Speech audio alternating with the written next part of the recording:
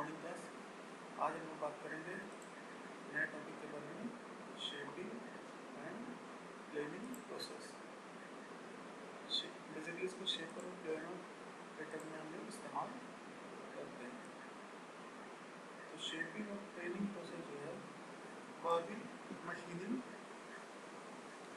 Process का एक part है, एक टाइप है मशीनिंग का, जिससे आप मटेरियल रिमूव करते हैं। उसी तरीके से शेपर और प्लेनर से भी आप एक्सेस मटेरियल का रिमूवल करते हैं। ये भी मेटल कटिंग का एक प्रोसेस है। ठीक है, तो ये कॉमन मशीनिंग प्रोसेस के बारे में डिस्कस हो रहा है। उन कॉमन मशीनिंग प्रोसेस में से एक शेपिंग और प्लेनिंग है। जैसे कि लेथ मशीन में जो आप कटिंग टूल का इस्तेमाल करते हैं, वो बेसिकली आप सिंगल पॉइंट कटिंग टूल का इस्तेमाल करते हैं, जिसमें प्राइमरी कटिंग एज सिंगल है। ठीक है, तो उसी तरीके से शेपर और प्लेनर में भी आप जो कटिंग टूल का इस्तेमाल करते हैं वो सिंगल पॉइंट कटिंग टूल का इस्तेमाल करते हैं। इसमें माइन्यूट डिफरेंस आपको अभी देखने को मिलेगा। अगर differences between shaper and planar के ऊपर बात करेंगे तो शेपर में जो हम कटिंग टूल का इस्तेमाल करते हैं वो एक कटिंग टूल का इस्तेमाल करते हैं, सिंगल। और प्लेनिंग में हम मल्टीपल कटिंग टूल का इस्तेमाल कर सकते हैं, मतलब एक साथ कई कटिंग टूल का इस्तेमाल कर सकते हैं। तो मल्टीपल कटिंग टूल और मल्टी पॉइंट कटिंग टूल, इन दोनों में डिफरेंस क्या डिफरेंस है?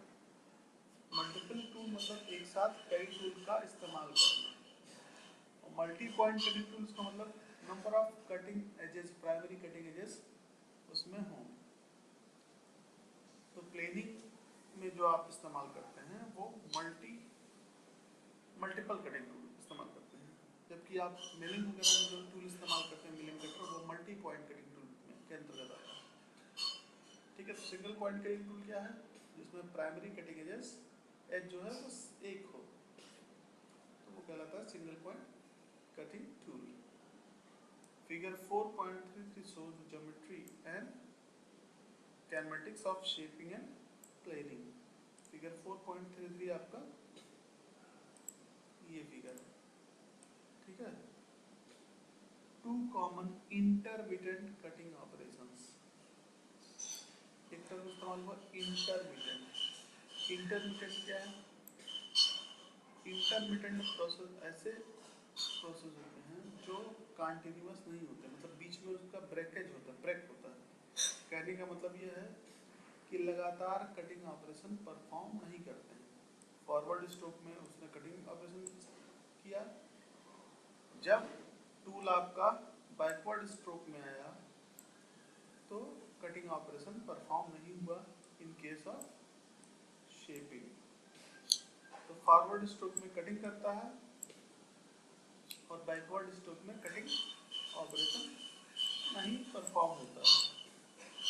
ठीक है, ये शेपिंग प्रोसेस में ऐसी चीजें हो रही है, इसलिए कहलाता है इंटरमिटेंट प्रोसेस।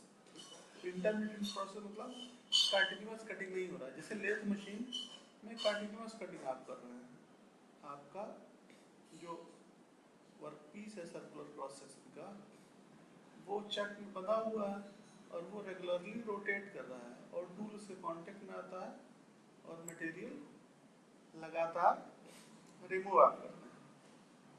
तो ये क्या कहलाता है?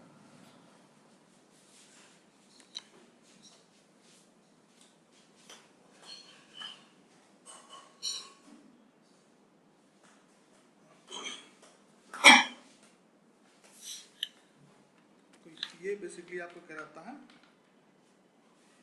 जो आप लेथ में जो इस्तेमाल करते हैं वो कहलाता है आपका कंटिन्यूअस कटिंग ऑपरेशन। जबकि जो आप शेपिंग और प्लेनिंग में जो प्रोसेस इस्तेमाल करते हैं, जो ऑपरेशन इस्तेमाल करते हैं, वो इंटरमिटेंट कटिंग ऑपरेशन। इसका मतलब लगातार कटिंग ऑपरेशन परफॉर्म नहीं हो रहा है। हमने कहा फॉरवर्ड स्ट्रोक में कटिंग हो रहा है, तो स्ट्रोक क्या होता है? स्ट्रोक एक लेंथ के तौर पे हम लोग इसको बताते हैं कि डिस्टेंस ऑफ टूल मूवमेंट। इस केस में स्ट्रोक ये कहला रहा है शेपिंग केस में कि टूल का मूवमेंट एक पॉइंट से दूसरे पॉइंट तक जो होता है वह लेंथ आपका स्ट्रोक कहलाता है। ठीक है, तो फॉरवर्ड स्ट्रोक में कटिंग हो रहा है और रिवर्स स्ट्रोक में कटिंग नहीं हो रहा है।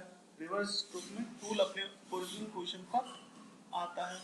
तो इसलिए इस टाइप के प्रोसेस को हम कहते हैं इंटरमिटेंट प्रोसेस।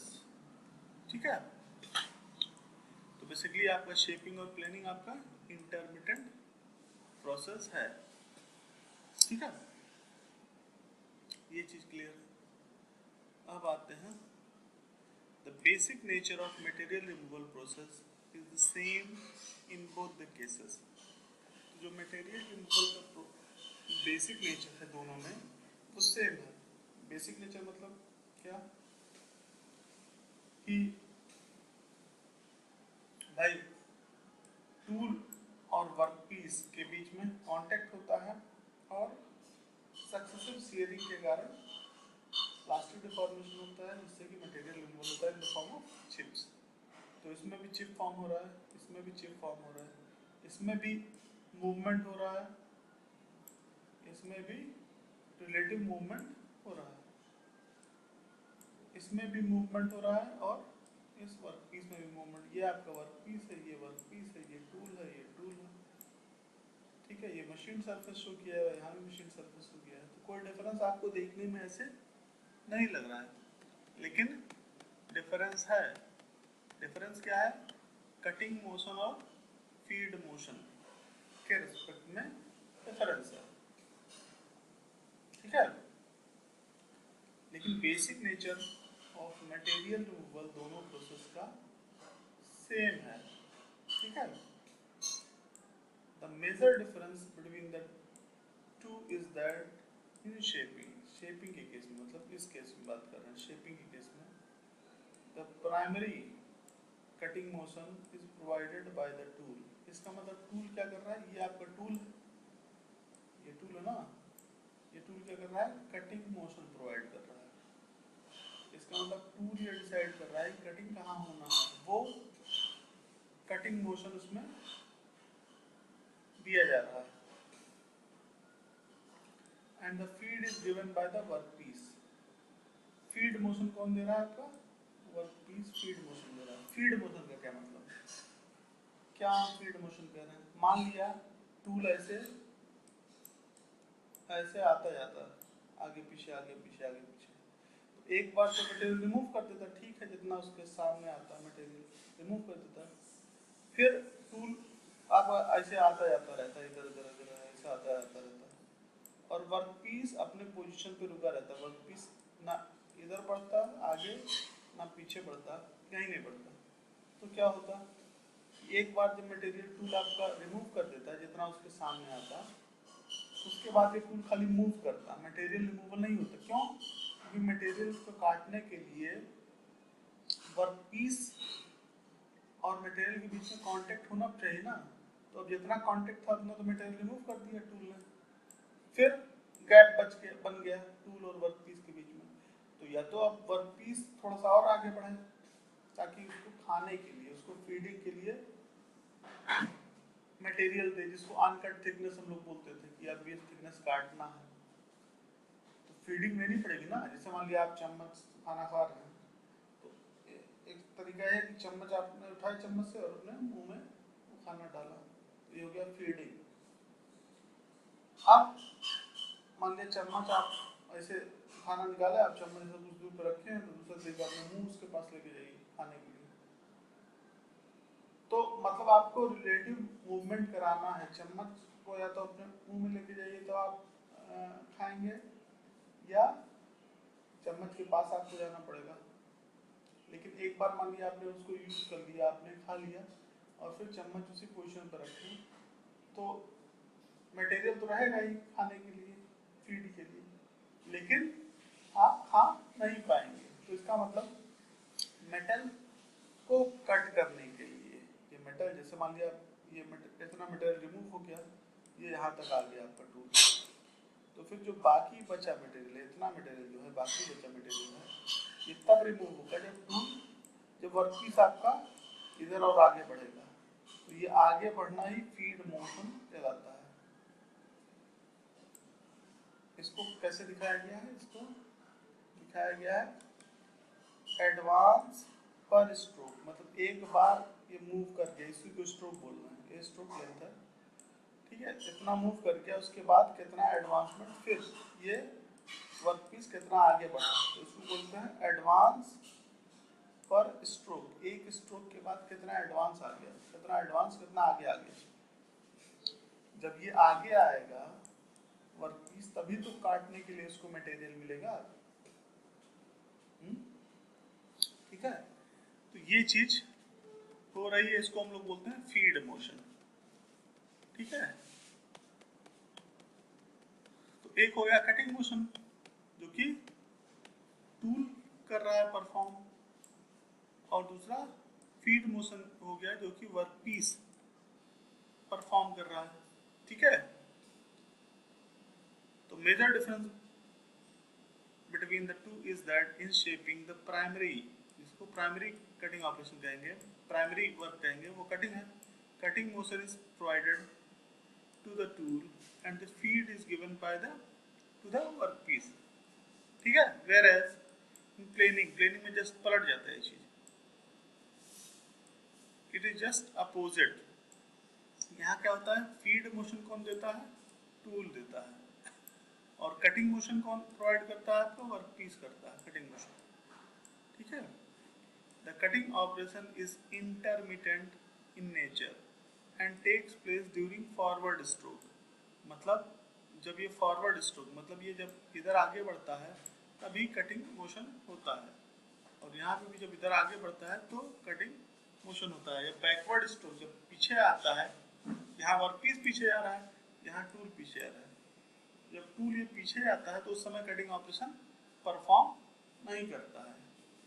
और ये आपका शेपर जिस मैकेनिज्म पे काम करता है उसको बोलते हैं quick return mechanism. Quick return mechanism में क्या होता है कि फॉरवर्ड स्ट्रोक आपका जो होता है वो एक सर्टेन टाइम लेता है कटिंग परफॉर्म करने के लिए, लेकिन बैकवर्ड स्ट्रोक में वो तेजी से पीछे जाता है, तो इसी को बोलते हैं क्विक रिटर्न मैकेनिज्म। एक मैकेनिज्म इस्तेमाल किया जाता है जिसमें ये चीज़ें कर पाने में आप संभव कर पाने में सक्षम होते हैं। ये बैकवर्ड स्ट्रोक जाता है, जब टूल वापस जाता है तो वो तेजी से जाता है, कम टाइम में वह अपने ओरिजिनल पोजीशन पर पहुंच जाता है। ऐसा इसलिए करते हैं क्योंकि बैकवर्ड स्ट्रोक है उसमें कोई कटिंग ऑपरेशन तो होना नहीं होता है, तो इसलिए उस टाइम को जितना ही कम किया जा सकता है उतना ही प्रोडक्टिविटी हमारी बढ़ेगी। तो इसलिए एक मैकेनिज्म लगाया जाता है जिससे कि टूल अपने ओरिजिनल पोजीशन पर जल्दी से पहुंच जाए। इस मैकेनिज्म को कहते हैं क्विक रिटर्न मैकेनिज्म, ठीक है। लेकिन दोनों केसेस में, आपका शेपर और प्लेनर दोनों केसेस में क्या होता है कि फॉरवर्ड स्ट्रोक में आपका कटिंग ऑपरेशन होता है, जबकि बैकवर्ड स्ट्रोक में नॉन कटिंग ऑपरेशन होता है। वह टूल, इस केस में टूल अपने ओरिजिनल पोजीशन पर पहुंचता है, इस केस में वर्कपीस अपने ओरिजिनल पोजीशन पर पहुंचता है, ठीक है। इसलिए इन दोनों प्रोसेस को इंटरमिटेंट इन नेचर कहलाता है, ठीक है। During the return stroke the job as the case में बी, मतलब अगर वर्कपीस है तो इस केस में वर्कपीस अपने ओरिजिनल पोजीशन पे आता है, इस केस में टूल अपने ओरिजिनल पोजीशन पे आता है। The feed motion is provided and when there is no cutting motion, तो कहने का मतलब ये है कि जब कटिंग मोशन नहीं होता है, मान लीजिए बैकवर्ड स्ट्रोक में जब जा रहा है आपका कटिंग टूल, तो उस समय हम फीड मोशन प्रोवाइड करते हैं।